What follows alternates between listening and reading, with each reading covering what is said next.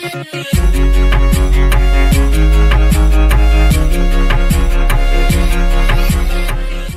Morning friends, আজকে আমাদের হচ্ছে সুন্দরবনের লাস্ট ডে।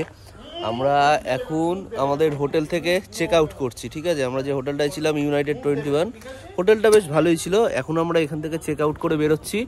আজকে যা কুয়াশা রয়েছে তা তো তোমরা দেখতেই পাচ্ছ, প্রচণ্ড, মানে একদম পুরো অন্ধকার মতো হয়ে আছে। এখন কিন্তু টাইম হয়ে গেছে 8:30, তো কুয়াশা আজকে ভালোই রয়েছে। আজকে মেনলি আমাদের যেটা প্ল্যানিংয়ে আছে, আমরা এখান থেকে বেরিয়ে বোটে গিয়ে ফার্স্টে ব্রেকফাস্ট করব, তারপরে ওখান থেকে যাব বেকন বাংলো, সেখান থেকে বেরিয়ে হ্যামিল্টন সাহেবের বাংলো, আর একটা কিছু লোকাল সাইট সিনের ব্যাপার আছে, ওটা আমি এখনও ক্লিয়ার নই পুরোপুরি। তো আমরা এখন যাচ্ছি বোটের দিকে। আমরা ফার্স্টে গিয়ে এখন বোটে উঠবো, বোটে উঠে তারপরে বোটেই আমাদের হবে ব্রেকফাস্ট, বাকি তারপরে গল্প বোটে গিয়ে বলছি তোমাদের। আমাদের জার্নি স্টার্ট হয়ে গেছে, এই বোট এখন ছেড়ে বেরিয়ে আসছে। তো তোমরা দেখতে পাচ্ছ কিরকম কুয়াশা রয়েছে, ঠিক আছে। আজকে তো মানে যারা সাফারি করবে কি দেখবে জানি না।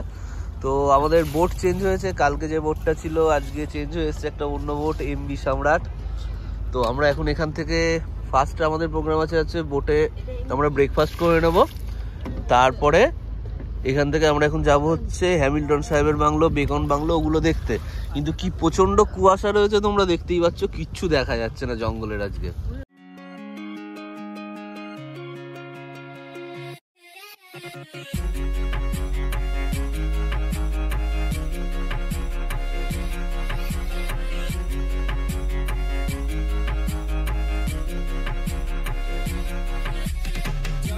আমাদের ব্রেকফাস্ট, লুচি, গরম গরম ছোলার ডাল আর ডিম সেদ্ধ, ডবল ডিমের সেদ্ধ। আজকে প্রচন্ড ঠান্ডা আর প্রচন্ড কুয়াশা, তার মধ্যে দিয়ে আমরা যাচ্ছি।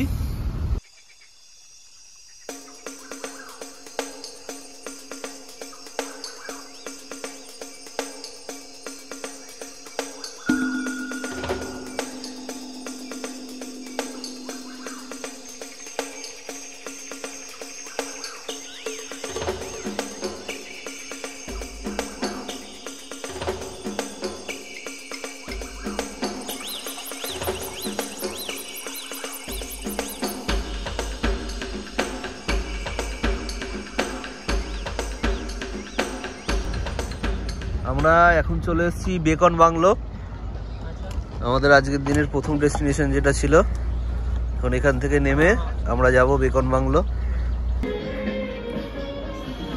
আমরা এখন চলে এসেছি বেকন বাংলো।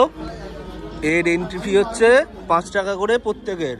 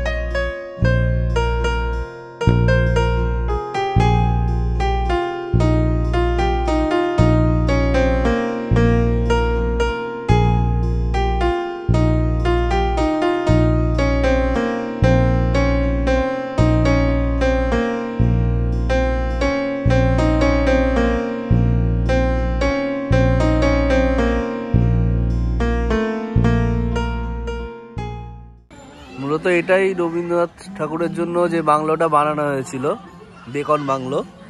ভেতরে সেরকম কিছু নেই, মানে বন্ধ, তো সবই দেখা কিছু যাবে না।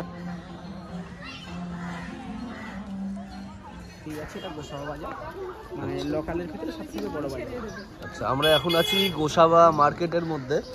আমরা এর আগে যেটা গেছিলাম বেকন বাংলো, এখন ওখান থেকে হেঁটে আমরা যাচ্ছি হ্যামিল্টন সাহেবের বাংলোর দিকে। আমরা এখন রয়েছি হ্যামিল্টন সাহেবের বাংলোতে। এই হ্যামিল্টন সাহেব যিনি ছিলেন উনি প্রথম এখানে এসে গোসাবা অঞ্চলে এই যে বসতি রয়েছে এইগুলো সবার কি মানে শুরু করেন, জঙ্গল কেটে আস্তে আস্তে উন্নয়নমূলক যা কাজ উনি শুরু করেন।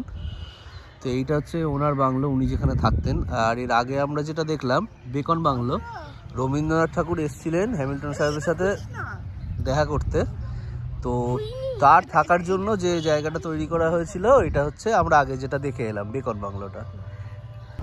তো আমাদের ট্রিপ মোটামুটি এন্ড, আমরা গোসাবা থেকে বেরোলাম, এবার নামবো গদখালি ফেরিঘাট যেখান থেকে আমরা ট্রিপ শুরু করেছিলাম, তারপরে বাকিটা ওখান থেকে গাড়িতে করে কলকাতা।